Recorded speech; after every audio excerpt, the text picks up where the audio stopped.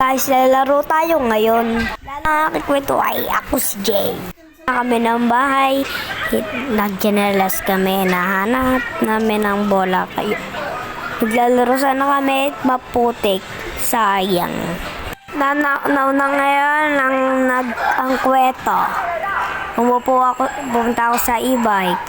Ang bola kanina nasa ilalim ng kotse na kulay itim. Kaso nga lang, hindi ko na makakita kung saan yon. Kaya nahanap na namin. Ito ako.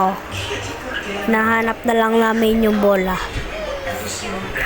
Pensa ko, shout out niya ang isa pa naming pinsan. Kaso nga lang, ayun niya, nahihiya. Pumunta na nga lang kami sa kabilang bahay at kami maglalayas daw. Sabi niya, joke lang. Kaya, bubabalik na lang kami.